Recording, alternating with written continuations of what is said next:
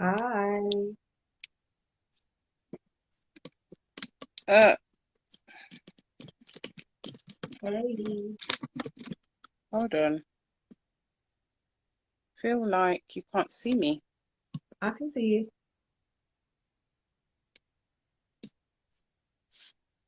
Looking all scrumptious.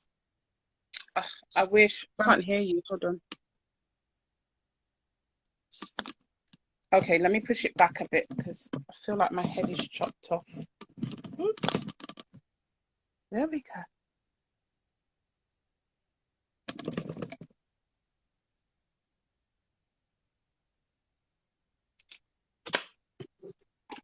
Are we ready? Yeah, why can't I hear you? Am I deaf or something? I don't know. Can you hear me now? Am I low? You're low, but I might be deaf. There we go. Excellent. I caused her to be late or get on late. I'll tell you about my mum dramas. I'll break down my mum day to you. Okay, so here we go, Mum. Already with the excuses. Wow, that's what we're gonna fight. Can you is your volume up high? Yeah, Oh, okay. All right, I'll I'll just shout. hmm? I'll shout. No, no, Can no. you hear me? Is this another mum thing? I've got mum hearing. It's very selective. I don't hear nothing unless someone is in crying out for help or dying. Yes, excellent. So, people, today we are going to be talking about mum boss versus female boss, or the kind of childless female bosses. And we have decided to look at this because Anne-Marie's a mum and I don't have children, and society has something to say about women all the time. So, we're going to have a very frank, open, honest, intimate conversation.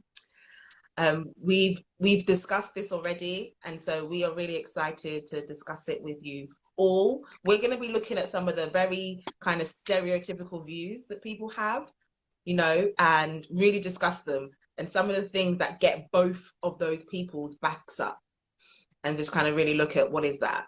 That involves parenting, that involves us looking at what it means about femininity, but then also it involves us looking at what it means in business. So this is what we're all talking about. Whilst we're talking about females, it's about everybody because they're what make this all up. So our lovely Anne-Marie is going to lead on the mama side. I'm gonna be digging. Okay, so I'm probably gonna be saying some very outrageous things. Some people will be thinking, really, Martha? But I'm going to be dealing with the stereotypes and the stuff that no one wants to talk about. Yeah. And I feel like it's important to kind of have that evoking conversation that evokes things in people, your own prejudices, your own feelings towards women or yourself as a man. We really do want men to get involved in the conversation because I'm sure you've dealt with a woman boss sometime in your life. She might be your boss at home. Who knows? But it would be good for men to give their perspective. And really, I can only speak from, and I said this to you the other day, I can't speak from a single like woman, or a woman with no children's perspective because I feel I've always been a mom. Yeah. So that is my only perspective. I had my daughter, wait, 20, just before I was 20. Um, so I've always been a mum in my adult life. I've Yeah. always been a mum. So that's my only perspective. So Well, I've I always don't been have a no boss, you baby, know. I was so born a boss. Should I tell you I'll, that? I was born a leader. I don't care what no one says. I was born a boss. I was born a leader. I dare one of my friends to feel differently. I bet everybody would say the same thing. I saw an old teacher from primary school the other day. She said the same thing. Born So, a boss. born a boss. Born a boss. Okay, From a boss. so let's deal with some of the typical things. So the typical things, everyone always says it. Here we go. You're a mompreneur, or you've got to juggle motherhood and a business because it's just so difficult. It is.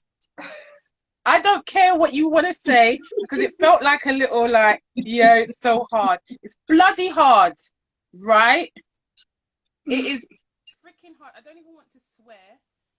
Oh my gosh. To decline that, that's my daughter calling me because I've had to ask her to pick up my son because I've had to come home. Oh my God, she's calling me again. Get the She'll probably message. keep calling you. Oh my God, honestly, this is what I mean about being a mum, right? This is exactly what I mean. You don't have a moment for yourself. I can't help her right now. She just needs to get her brother. But on a serious note, being a mum is like really tough. It's hard at times. I'm not saying that not being a mum isn't, but from my perspective, I've had a lot of low moments and I've had some super high moments.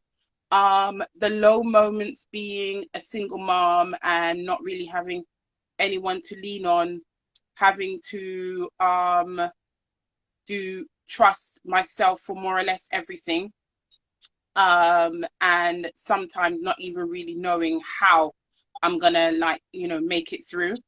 And when you're paying, yeah, Miss Single Lady over there, yeah, when you're paying £1,200, right, in nursery fees, yeah, every month, right, and there's no one to help you with those fees, okay, right, and you have to go and you're back at school, right, part-time studying to be a therapist, right, and you've got to work 45 hours a week on top of that. That ain't easy. Like, I've wanted to kill one of my kids, myself, kill anybody who talked to me. Joking, I wouldn't kill anyone. But you know what I mean? Like, it's actually not, it's really, really tough. And it wears on you mentally because you feel that there's like so much weight and pressure on your shoulders. And I understand why some people make the choices that they do. I understand why some people, not those choices. Some moms find it difficult to crack into what they really want and who they really want to be, because when you're weighing up looking after your kids, and the financial burden and the not well burden it is to go back to school and that struggle, you think to yourself, is it going to be really worth it? And when you think about the time, if I'm having to work 44 hours, I need to give my kids time, right? And I also need to give time to studying, and I also need self-care time. In what week? So how does what do you think about the business world in terms of motherhood and managing a business? What are some of the challenges there? Owning your own business for me has been a blessing, a godsend, because I can, as much as you can kind of adjust your hours. It's not cushy, like you can't pick your hours and it be like, oh, you know what, I only need to work between 10 and 2. Do you want to make money? That won't work, right? But what I can do is I know, okay, he's going to be at school for a certain time or this amount of time. I can book my clients in for that time, right? I can run and go and pick him up see if there's anyone that he can be with, that he can be there, and then I can see my clients in my evening clients, if that makes any sense. Or I can bring him to my office that has other offices with where it's okay for him to be in. So it really depends, because you actually have to juggle it as much as you can. Where if I'm working in a, for example, a corporate world, or the job that I was in before, I mean, I was I was head of management, so I always try to push myself into a position where I can control my time as best as I can. Yeah. So I could make my rotas as much as I could possibly do to fit in with my lifestyle. But no, my lifestyle was never, I'm never the 9 to 3. I've always had to And work late evenings or early mornings or in between. I was going to say that. And so then what would you say kind of the tip would be for mums like working the one, so they may not necessarily have control over their hours and their time, so they're going to have to work. What would you say is that one thing you did as a mother that enabled you to juggle motherhood and working? The first thing is knowing my why. Why am I here in this job? Even if you know you're not going to be there forever, right? I was head of management in H&M. I knew I wasn't going to be there forever, right? And I knew that they were sucking the life out of me, right? In regards to how many hours I had to work. But my why was, I'm getting a lot of business skills with this, and I'm only doing it in between time so that I can raise my family, I can support my children, right? And I can support my dream, because I got to pay those fees for school, right?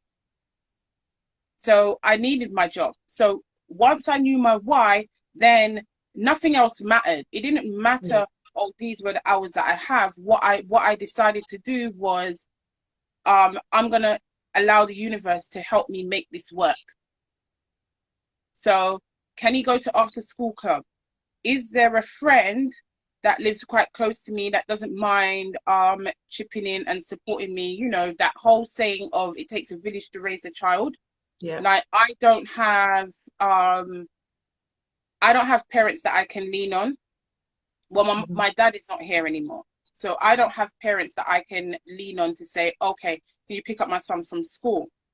But what I do have is friends. What I do have is the ability to know that no is not a part of my vocabulary.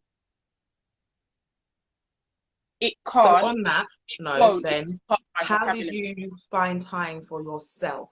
Because another side of that is okay, you're doing all this, you're juggling, and you just said you might have had like 40 hours weeks. How did you manage to fit you time in? I mean, thank God that there is an 11-year difference between my son and my daughter, because my daughter is now 19 and my son is 8. So I also have a bit of in-home help. Yeah. Like, like today, for instance, I had to go to work earlier, but she had work later. So she was able to um, step in for me and do some bits that I needed done. And then I could go and pick up my son, bring him back home, go back to work, drop him off and come back, and she's getting him for me. But what was I gonna say? So I have her also that helps me, and I have some really super dope friends. And people who pick their godparents just because of the sake of it, not the right thing to do. Yeah, because if Yeah. they can't be a parent in times when you need them, then they are useless godparents. So So I would really say, again, leaning on your network is what you would say is how you've helped find some time for you. yeah, but this is the thing, you have to make time for you. So my career choice, me deciding to go back and studying and becoming a therapist, let's be real. Yeah, I want to earn money and benefit my family, but this makes me happy. Yeah. this is not for my children. And any mum that wants to say differently, okay, that's fine. You can be under an illusion, right? But I'm working in my dream job, Yeah. my dream career, Mm-hmm. because I want to help people. I want to help myself. I want to help my community. I want to bring down this stigma around mental health. I want us to see that we don't need to relive our trauma and be in that cycle of pain anymore, and that we can set a new tone for the new generation. So I'm doing what I want to do. What do my kids don't care whether I'm a therapist or I'm a stay-at-home mum. They don't care. So Well, at the end of okay, the so day, I have to do what makes me happy so that I can have a happy home and a happy environment. so that's a very good point, actually, because I think sometimes when we think about me time, I guess, or even me, when I thought about the me time, I was thinking, when do you get time like where there's no kids and you put your legs up or you go out with your friends. So that's a very good point, though. So that, and it links into what you said about having your why you're doing things, and then making sure that some of the stuff that you've got and done is for you. So that's the way, whilst you're going through motherhood and all the rest of it, you find Yeah. time for yourself. But how And about, so some of it, go on. hold on, sorry, Martha, something that came to me when you said it, because it's not, when I say, when we talk about self-care, sometimes we think it's on a social aspect, going out, doing things. Sometimes, of course, you've got children, that's not possible, right? But let me tell you something, okay? When I tell you I'm going in the bathroom in my bath, do not knock the door. Do not ask me nothing. You will get nothing. It is my time. I can only hear you if you are in a state of emergency. So, do you see what I mean? Like, that's also a big part of my self-care, like my wind down time, like go in my bath. If it's I'm listening to some music, I can set the ambience, I can have candles and all sorts and chill right back. And I will stay in there for a good hour. But that's what makes me, that's what I do. Some people might like running or whatever, but that's my self-care time where I'm only attending to myself. Okay, so that leads into the next thing that we talked about. And there's this, I'm going to caveat this, okay? So we're having this conversation because there's a big divide. And when people speak to me, because, you're that age now, right? And assumingly, because I'm a woman, my sole purpose in life is to procreate. So when people say to me, why do you not have children? I let them know. One, I do not want to raise children by myself. And that's not a shun on anybody else. Because whenever I say that, particularly with single mothers, they side eye me as though somehow I'm shunning them. No, like I'm not.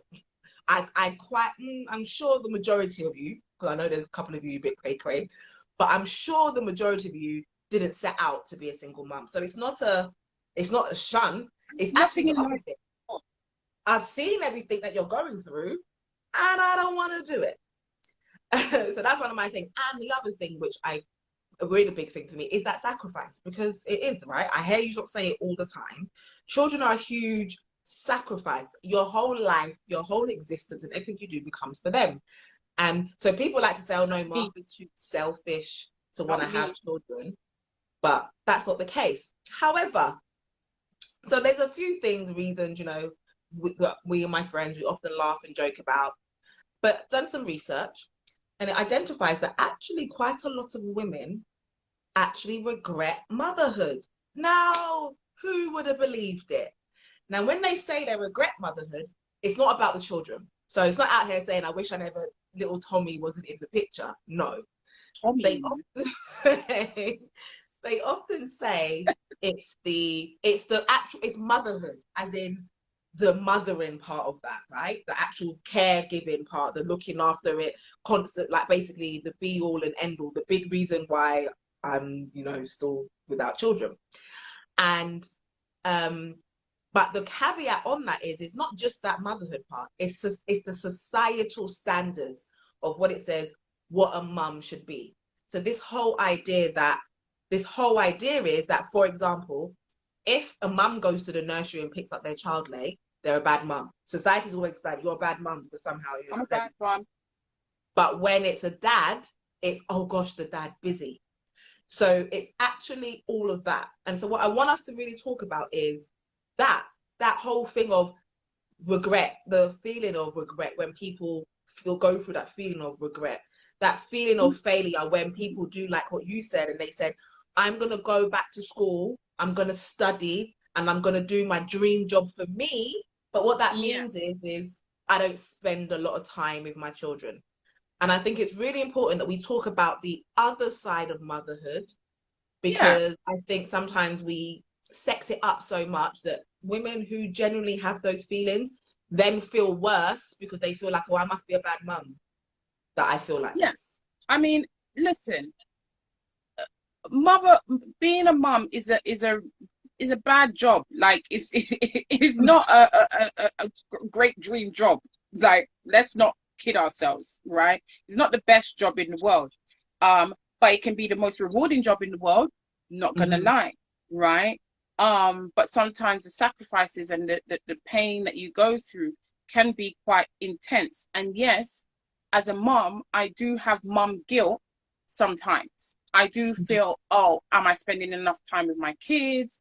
Oh, look, because I'm paying for school and I'm paying for this, I can't really treat them to this and that. And yeah, you have these like mum guilts. And let's be real, sometimes I don't like them, my children. When they are deciding to not be nice to me, we got a problem. They piss me off. Not gonna lie. But that's just like if it was your man. It's just like if it was your friend. You have points where you just like, I don't like you. They probably say that they don't like me. But all of those people, I can just be like, leave them. Like, I can say sleep on the couch You couldn't tonight. leave your husband. Well, no, but No. I don't mean forever. But I literally mean I could just be like, you can't sleep in the bed tonight. Go downstairs. No, you You know, can't do that to your husband. why? No. You just gotta get on with it. I mean, my thing is, right, and this is what I say to all mums. Why a lot of mums, not the mum guilt. I think all mums will have mum guilt. Like, am I a good enough mum? Oh, does this look bad because I'm late, or I'm running around, or I'm doing this? And yeah, we have mum guilt. Like, I can't get rid of that. Yeah, because if I'm being honest with myself, my mum guilt translates to, am I a good enough person in anything that I do? Am I a good enough therapist? Am I a good enough friend? Am I a good enough mum? Am I a good enough partner? Anyone who wants to date me. But do you see what I mean? Like, that's my stuff. Yeah, I would feel that way whether I had children or not, if I'm going to be Yeah. honest. Yeah. Yeah, so it just kind of like it just transfers to the fact that I have children. That, am I good enough? And you know what? I can't answer that question, right? I am as good as I can be in any given day or any given time or hour, right? What I can say is I'm always searching for ways to be a better version of myself. And for me, that's good enough. I think for anyone, I think even for yourself, like, Yeah. we can't live up to the standards Trying that to, yeah. someone else wants to set for us. So as a mom, forget about that. Yeah. Yeah. Forget about, oh, you know what, I've got to give everything to my children. Like, I can't go and do this studying. I can't go for that job because it's going to impact on my children. Your miserable face in your house is going to impact on your children. How about that? That's what you need to concentrate on. Yeah. You sitting there going, I was never a ballerina because I had you. Whose problem is that? No one told you to stop going for your goals and your dreams, but you have the cheek to put the resentment on your child. I would never do that. That's why I'm doing what I'm doing, and that's why I'm being honest with you, and I'm telling you, me doing this career and what I'm doing in my life has nothing to do with my children. Mm-hmm. Nothing to do with them. It will benefit them, but it Mm-hmm. has nothing to do with them. If it's their choice, they don't care. Yeah. That's good, you know. That's some hard truth there. That's the stuff that I want us to kind of deal with, and I like that. That's good. Okay, so over to moi. So I want to ask you the same question Yeah. around your what you feel you hold as guilt or regret, or do you hold it? Because I feel like I've said where I feel that I might hold guilt, but I don't have any regrets for anything that I've done in my life. But do you Yeah. feel you hold any guilt or regret? Do you know what? I honestly don't. And I think that's I think that's what makes me different from the stereotypical woman, in the sense that I mean, I don't know where it came from, where it happened, and it's obviously it's part of, my personality and my upbringing and all the rest of it. But I learned from a very young age, firstly, not to have any regrets. So I Hmm, don't do regret. People say, "Oh, really?" No, no, honestly, I don't. I really do not exactly. do regret, because Waste- that lives with you forever, like forever. That doesn't mean that I haven't made a mistake. That doesn't mean I haven't done something that I feel like, oh my gosh, Martha, you should have done that, or how terrible, or you've been in those situations that everyone says is terrible. Like, it doesn't mean I haven't had any of those experiences. It just simply means I'm not going to allow them to make me hold my head in shame or Mm, put a dark cloud over me for the rest of my life for something that happened. Um, right. right or wrong, right or wrong, I like I said, I like to take ownership of what I do. I take ownership for everything that I've done. Like, you know, I'm not even a big drinker. I've never really been a big drinker. So even, like even those times, I always used to think, you people would be saying it was the alcohol. And I'm thinking, because even when I've had alcohol, when shit hits the fan, like I sober up quick time, you know? So I take responsibility for everything that I've done. So I take responsibility that, do you know what? At that time, I was being a bitch. That was a that was a bitchy move, because that's the zone I was in, and that was the outcome of it. And then, I mean, 9 times out of 10, if you've sent me to bitch mode, then you sent me there. So I probably still won't really care about the outcome. No, no one's But it's good. responsible for you being a bitch but yourself. Listen, I never said they were responsible. I'm just saying I'm not sorry. Yes. That's all I'm saying. So I don't believe in Okay. holding regret for anything. I don't believe in that. Fears Yeah. are natural. Fear Mm, is natural. And I think facing those fears over my time in life has been one of the things. And the biggest thing as a woman that I've realized is, so, I learned some time ago about the whole confidence gap. And I'm a very confident person. And I'm the type of person, you tell me I can't do something, that's just like adding fuel to a fire. That means Martha, go and do it. And I realized when I was applying for my headship, actually, it was one of the reasons why I ended up applying for my first headship. And I had done some study around the confidence gaps, and it's this whole idea that women will look at a job application, or we'll look at a specification, and we will find out all the reasons why we can't do the job. So we'll look at mm, it and we think, well, I can't do, there's 10 points. Well, I can't do 3 of these points, so I'm not going to apply. Whereas men will look at that same thing and think, oh, do you know what? I can do 3 out of 10, so I will apply.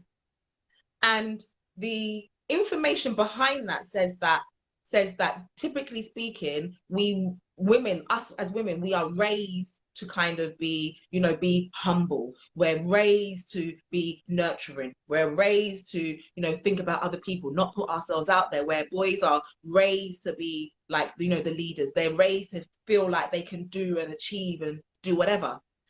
And I thought to myself, wow, have I been doing that? And I realized it's so true. I do that. So even me, confident Martha, when I was looking at when I looked at job applications, I'm telling you, like I thought, wow, there were actually jobs that I didn't apply to because I couldn't do 2 or 3 of the points. And I thought, oh no, okay, I'm not mm. going to apply for them. And so And now I don't you think consciously, that that's the good enough self? That feeling that you have to be good enough, you have to be, you yeah, have to tick all the boxes, you have to yeah, be the hmm everything, yeah, or you are 100, not good enough. exactly, or 100%. And I was just like, I was like, hell no, hell to the no. We Uh, ain't playing that game. We sure as hell ain't playing that game, right? So, and again, I believe in destiny. It happened for a reason because at that time I was looking for my headship and I saw the criteria, and in my head, I had look at all the things you can do, Martha. Where's all the criteria that you can have? And so don't get me wrong. I think sometimes when we think we have these things, we think they go away. So I still look at applications and my default is still, I can't do this, I can't do this, I can't do that. But the other Martha quickly kicks in and says, yeah, so what? I don't know, like, don't look at that. What can you do? What can you do? And that's and a you know, big part of the yeah, go whole on. woman thing, you know, it's a big part Yeah. of it. And as a woman in leadership, right, Mhm. or even just trying to, well, not trying to, because you did get there, but even in making your way there, do you feel that you had any setbacks or knockbacks that really had a big effect on your confidence or even your mental health? Again, so do you know what? There were loads. There were loads. But like I said, fortunately, because I was the type of person, all of those doors closing, it was fire. There was loads, don't get me wrong. And the before my headship, I came to a point in my career, a point where I was just like, for crying out loud, Lord, can you give me a break? All I want to do is work my way up. Why does every time I try to go somewhere, is there someone blocking me who's somebody else who says, well, I don't quite sure, we're not too sure we think you're good enough. Basically, like constantly on that Mm. journey, there was But somebody else who thought I wasn't good enough because they decided I'm moving too fast or, you know, for whatever reasons, I don't fit something. I've got to prove myself more. how does that feel when it comes from another woman, especially Listen, like a mom? Because you're in education, right? So you speak to moms all the time, right? yeah, And as an educator, I would imagine that you've got loads of experience and you can give advice and you can possibly um steer a parent, help them kind of, you know. So I'm wondering because I mean, I'm not gonna lie, when it comes to a mama and her cubs, you ain't tell me jack shit, right? Because if you do anything to hurt my babies, we will have a problem. and you know what? Right? No, no, no. I am that mom. I am Yeah, that, listen, but I'm this all of you mom. are, all of I'm you. this mom. I will, if you do anything to, you know, affect my kids or whatever, I'm coming straight down to the school, right? And we are going to sort this out, right? If my children, for example, did anything, they don't really. But I will be down at the school and they will be making peace. That's the type of Yeah, mom that I am. My children will be held accountable and the school will be held accountable. But I as a mom, I can see how sometimes instead of you sitting back and thinking about what is being presented to you, you become defensive expensive. because you feel that the person is maybe assassinating your motherhood. Yeah. Um, like you're not a good enough mom. So I'm wondering if you've had any you know, knockbacks from mums. Yeah, 100%. And I say it, and one of the big things I wanted to have on this is it really, really does frustrate me because you're correct, right? I've been in education for 15 years. Some of the kids, some of my babies, I call them kids, they're my kids, right? Some of them are grown now. They were like 12 when I met them, and then they're now old enough to work with me, you know? And there's two sides of that. I There's the whole process. There's going through that process with them. I studied psychology because I and child development because I wanted to be good at my job. I worked with children for a very long time, and I'm a coach, and you do training around doing things. And anytime we're dealing with the real stuff, it's not the simple stuff. I'm talking about when we're dealing with the real complicated things.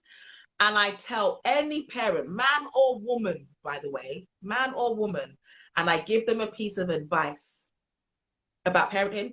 The first thing that comes, like, it's like you've got a rule book or a textbook of comments. Yeah, you wouldn't understand because you don't have children. Do you even have children to comment? I'll say something and then they'll say, do you have children? It's like, yeah, no, you don't have children. That's why you don't understand. Watch when you have children. You'll see, Martha. When you have children, Martha, you won't be so strict. Martha, you're just like constantly. That is the answer. That's your answer for everything, as though I don't understand. Like literally, that is the response. Maybe, but what's that got to do with the price of bloody milk? Maybe when you do have your children, you might not be as strict. Who knows? What's that got to do with the present problem right here? Your child. Can you tell me? Can you tell me? Because it really frustrates me. And it really frustrates me right? Because I tell people this from different, so I don't have children, but like my nieces are my babies. I've had them from their babies. My cousins, they're my babies. I've had them from their babies. As a community, we often become like mothers because you raise so many other children. I've raised so many other children. Now, don't get me wrong. No, I didn't push them out. I didn't do the sleepless nights. I was able to give them back after a weekend. But what I'm saying is you've gone through all those processes. And all the time, what I tell parents is there are a number of things. Look, the amount of times, that my nieces or my nephews or my friends' children, they will be with me and we're having fun. I'm fun auntie. So there's a minimal rules. Let's jump around, let's play around, let's do whatever. But they manage to pack away. They manage to feed themselves. They manage to walk. They managed to eat all the things that before they were sensitive to in terms of, oh no, they don't like this and they don't like that. They managed to eat all of those things. They managed to hear stop. They managed to say please and thank you. They managed to add miss or auntie in front of my name. So all of these things that you say your child doesn't do, when they're with me, they're able to do all of them.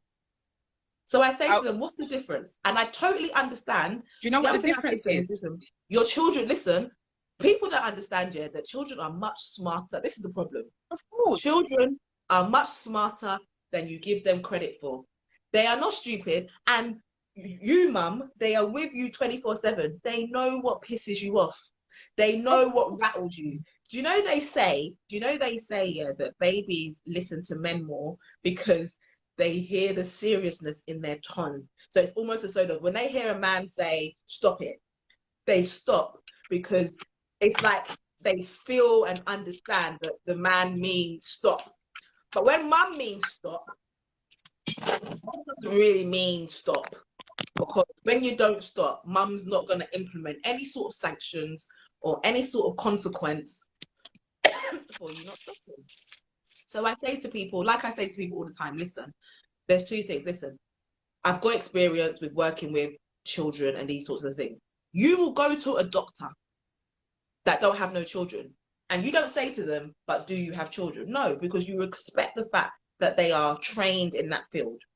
And it's the same thing here. I'm never going to tell, and I don't tell anyone how to raise their children.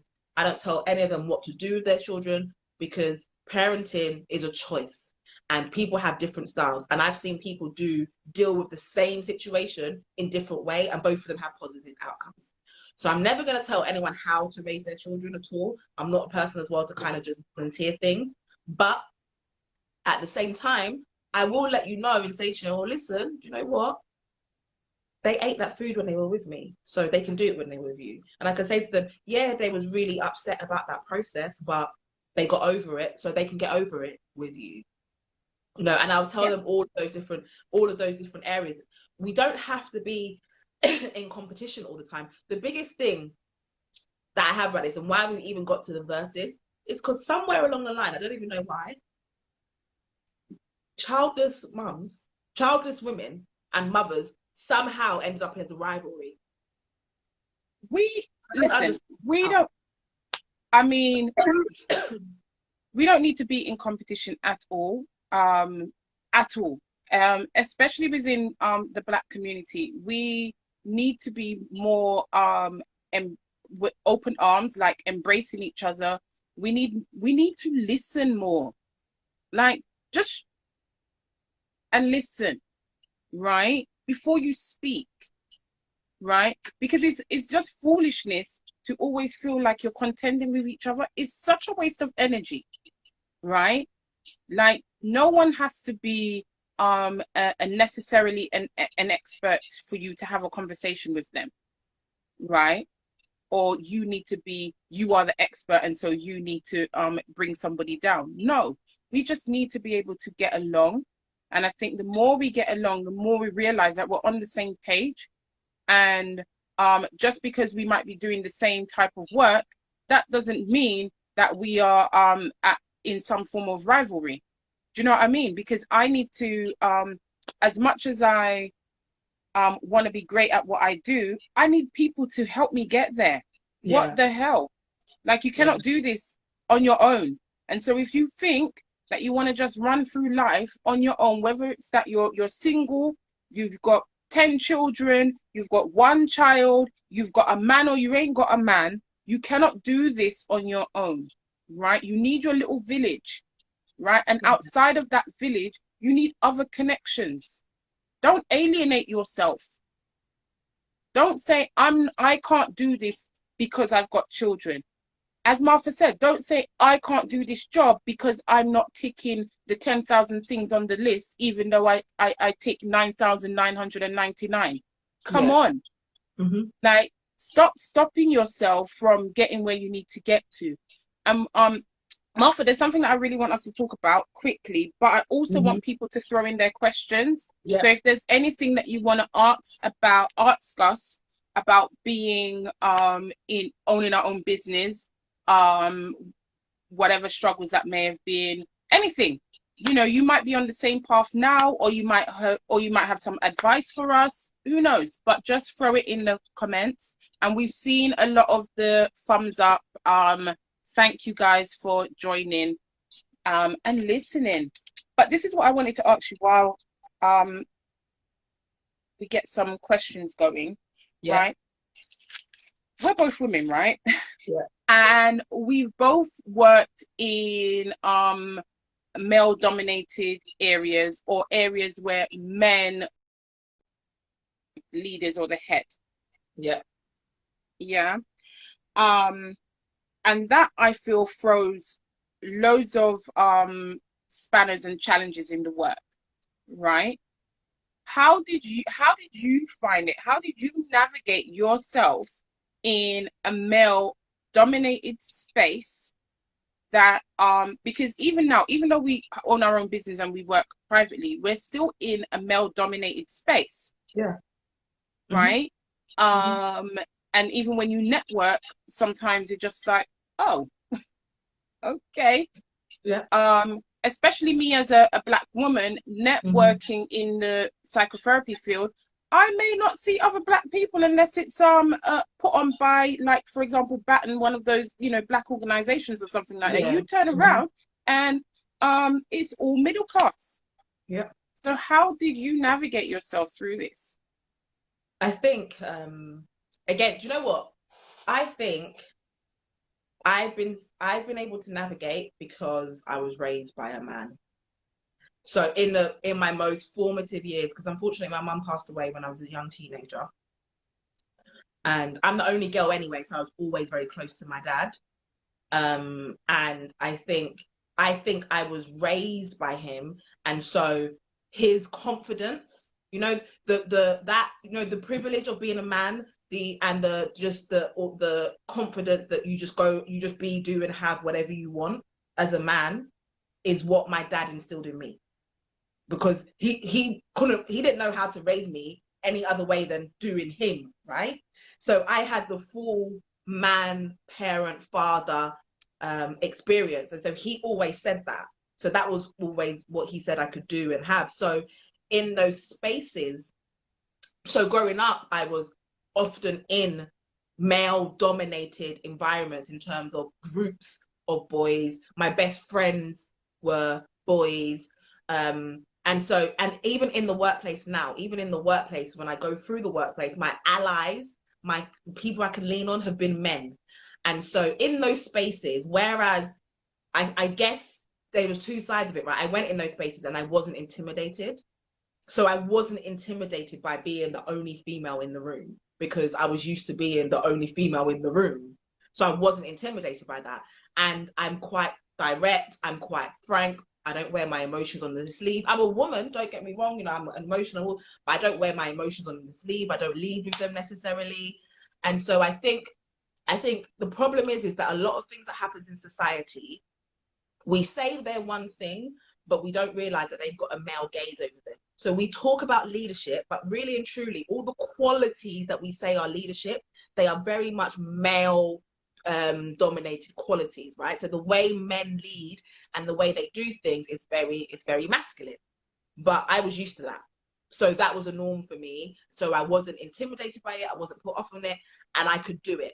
Now, the difference was, it didn't mean that just because I wasn't intimidated or just because I could do it, it didn't mean that the men in the room didn't have a problem, because they sure as hell had a problem, you know, because as far as they were concerned, I was aggressive, you know, I was too forward quite clearly. I thought I knew too much. Quite clearly, I was moving up too quickly, you know, I was far too confident, you know, not knowing my place and all of that sort of stuff.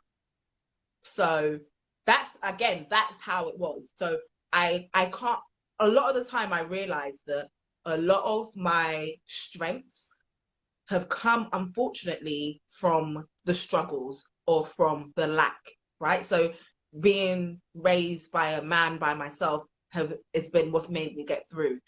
Having being black and having to see things from other people's perspective, you know, as soon as you leave the room, when you go into school, or you go, when I went to school, there were 5 black girls and there was 25 white girls. Like, that's how it was when I went to school. So when you went into the workplace, you knew you had to see things from other people's perspectives. So my ability to empathize with other people, my ability to think outside the box, my ability to see all those other perspectives come from the fact of that we're a marginalized group, and you had to see it from somebody else's point of view in order to survive. So I think that's the area where I've been very lucky.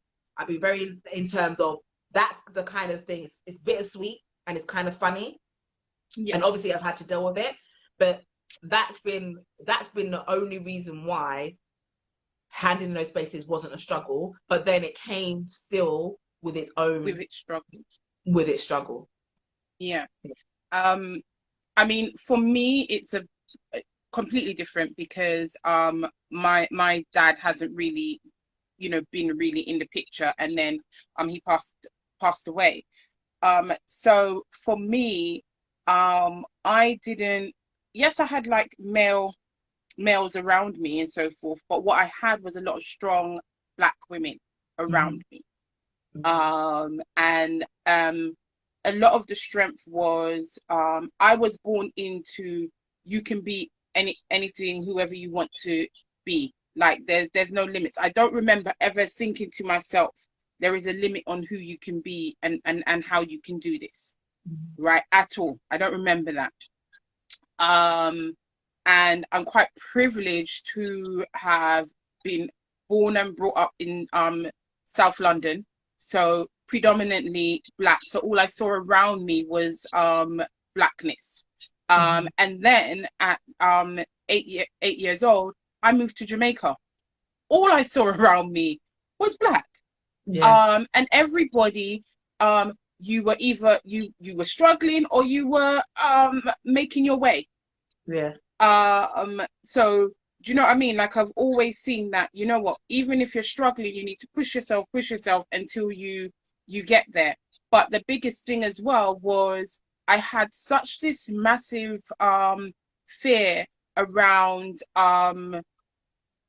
not really being my full self, not being the best version of myself. I didn't call it that at the time, but this, you have to be good enough, you have to push yourself outside your comfort zone, you have to, like, it's not okay for you to just do okay. Like, you got to do better than everyone else, because if you don't, then you risk not having all of what you want, and you risk people telling you that you're not good enough. And that's what I was, no one was going to tell me that. Like, Yeah. I don't care. Like, I don't care. You're no one telling me that shit. Like, that's not going to go down very well. Like, I remember in Jamaica, one of the kids said to me, I was sitting exams. No, we sat our exams and we was getting the results. This is to go on to high school. And he said to me, well, no English girl I go come a Jamaica and pass exam and go to top school. What? Who are you talking to? Why did I fight the boy? That was my first and only fight. But I thought, who are you to tell me? Yeah. My grandma raised me up that I can be anything and I'm a queen. Who are you? No. And obviously I did pass and I was in the top set. But Of course. this is what I mean. It was just like, as I said to you, it was ingrained in me always to kind of like be this leader. When I came back here, and I was like, oh, wait, racism is like really a thing. Like this, it don't matter that you've got qualifications. Like, so that was difficult transition for me, because I was still in the mindset no one was going to tell me anything. And Yeah. in every job that I've been in a leader in some way or form. And I used to say this to my staff: listen, while you're here, doesn't matter what job you are, even if you're your sales assistant 4 hours, do the best that you can to get to where you need to get to. Don't watch everybody else, right? Do what you need to do. There was a time when I was working at H&M and everybody said, oh, you should have gotten store manager, blah, blah, blah. I said, don't worry about that, because I already know what I want out of life and what I'm doing. So whatever they, the masses, the male figures and all these people that want to try and put you in a box, you can't put me in a box, honey. Like me can't fit in a no box. No way. So one thing that I would say to everyone is you really have to know yourself. Know what you want out of life. That no matter what someone throws at you, right? They can shut 100 doors. You don't need 100 doors. You just need one. You just need one.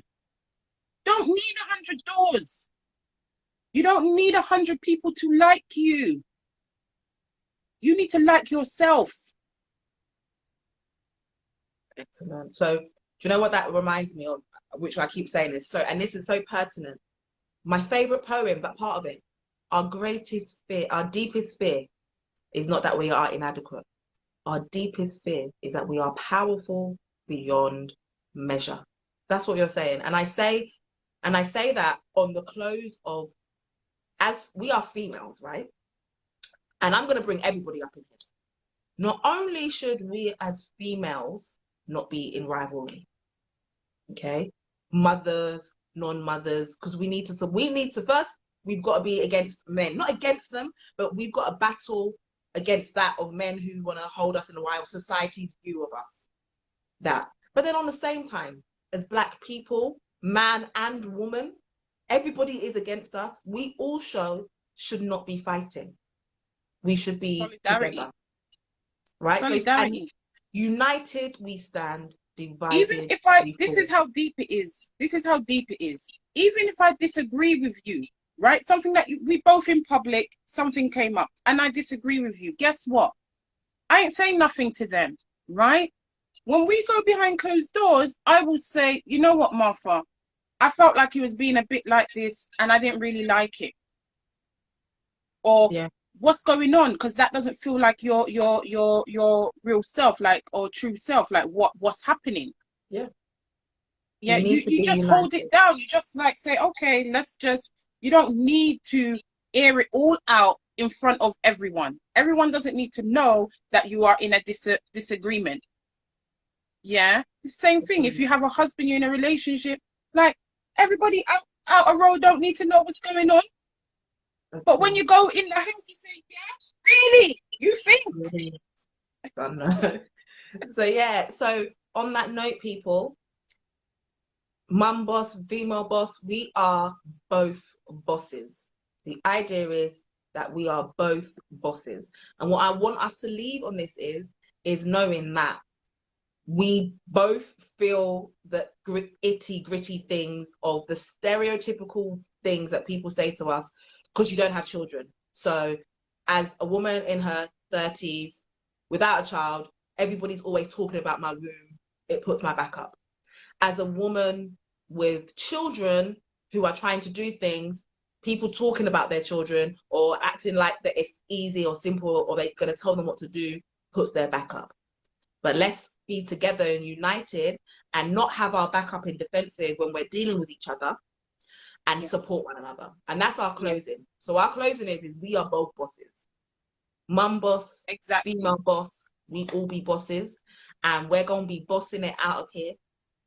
And the one thing that I feel like we both highlighted that I really want everybody to leave with this message, it doesn't matter where you are in life, right? It doesn't matter if you're single and you want to be a boss, or you've got children and you want to be a boss. It doesn't matter where you are, right? Stop saying these are the things that are holding me back.